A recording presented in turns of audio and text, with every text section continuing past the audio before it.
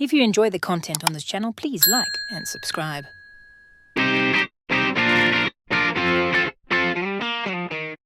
Blackadder II is the second series of the BBC sitcom Blackadder, written by Richard Curtis and Ben Elton, which aired from the 9th of January 1986 to the 20th of February 1986. The series is set in England during the reign of Queen Elizabeth I, who ruled from 1558 to 1603, and sees the principal character, Edmund, Lord Blackadder, as a Tudor courtier attempting to win the favour of the Queen while avoiding execution by decapitation, a fate that befell many of her suitors.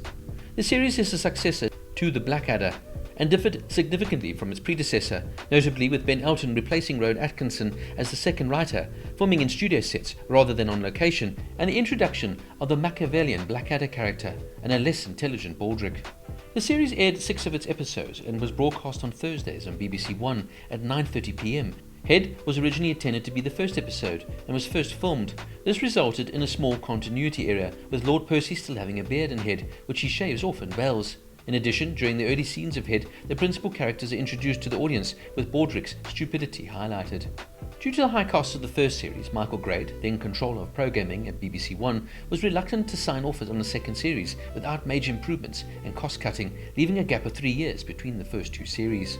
Rowan Atkinson did not wish to continue writing for the second series, so writer and stand-up comedian Ben Elton was chosen to replace him. According to producer John Lloyd, Ben Elton was particularly keen on the choice of Elizabethan age for the series because it was a sexy age that kids can relate to. As a stand-up comic, Elton often acted as a studio warm-up comic to amuse the audience before filming began. The scripts were also tightened up during principal rehearsals. An entire script for the murder mystery style episode was dropped because the writers felt it did not work. To make the show more cost-effective, it was principally filmed on a specially designed small sets at the BBC Television Centre created by designer Tony Thorpe. The sets were constructed and rebuilt during the period of studio filming, as was normal for studio series then.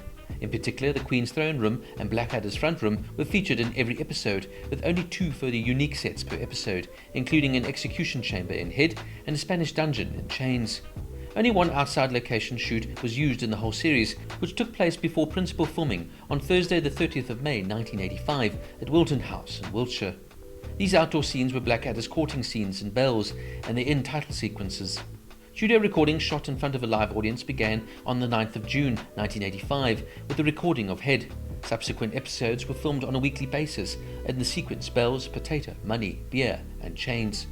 Director Mandy Fletcher was keen for the action to be shot spontaneously and was adverse to complex costume changes or special effects which required recording to be halted.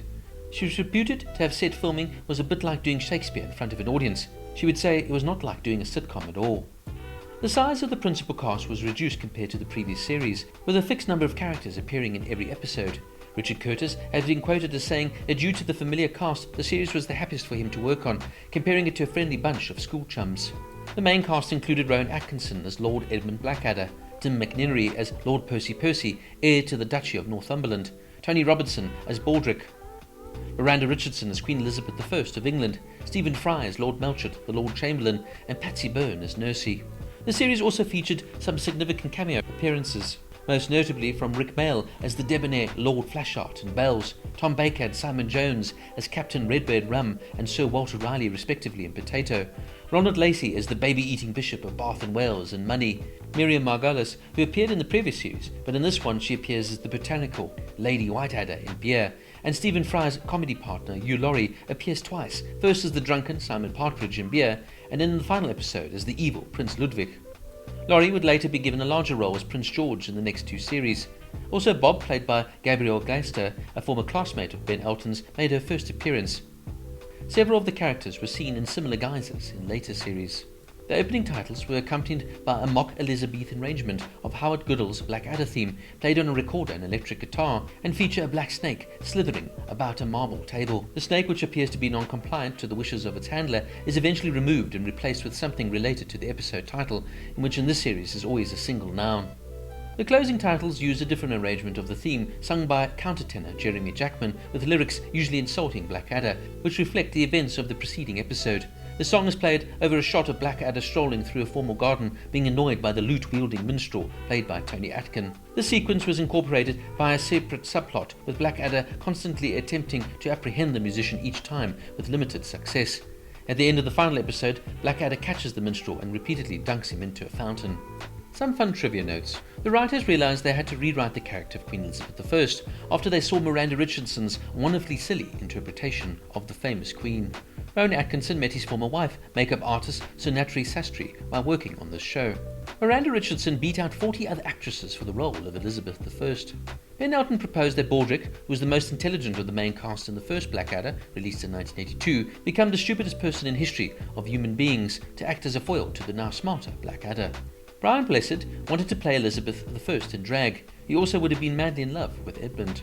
The series was the originator of Baldric's obsession with the turnip. This arose from the botanical era, in part on Ben Elton, who confused the vegetable with an amusingly shaped parsnip. According to Tim McNinery, the character of Lord Percy is inspired by Sir Andrew Aguecheck from William Shakespeare's Twelfth Night play. Blackadder's costume was closely modelled on that of Edmund from Jonathan Miller's King Lear. In a 2003 interview with the London Evening Standard, Rowan Atkinson said that he thought he looked a lot like the Yorkshire Ripper in the series. The snake used in the opening title sequence is a Mexican black king snake. Robert East was initially considered for the role of Lord Melchett before Stephen Fry took over. Now, what more can I say about Blackadder Season 2? This is a complete and utter masterclass in wit, satire, and historical hijinks. Blackadder Season 2 is a triumph of comedic writing, clever character development, and pitch-perfect performances. And it's just one of those comedy shows that I can watch time and time again, and it never ceases to amaze me how fantastically written it is, and what wonderful performances each of the cast members deliver.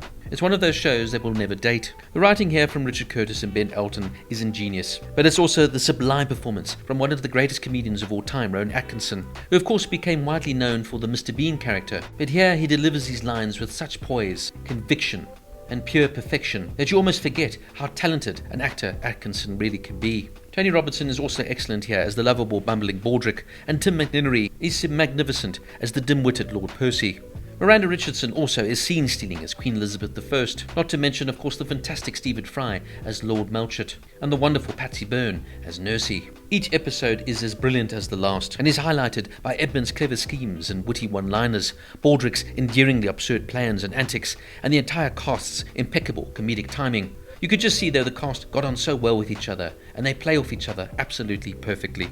Blackadder II is a comedic masterpiece, offering some of the most clever writing, memorable characters, and hilarious performances in British television history. If you enjoy clever comedy, satire, or historical spoofs, Blackadder II is essential viewing.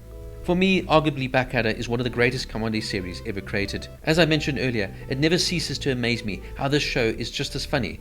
And even though I know every single line off by heart, there are just so many quotable ones. From its fantastic dialogue to its wonderful performances, Blackadder Season 2 gets a 10 out of 10.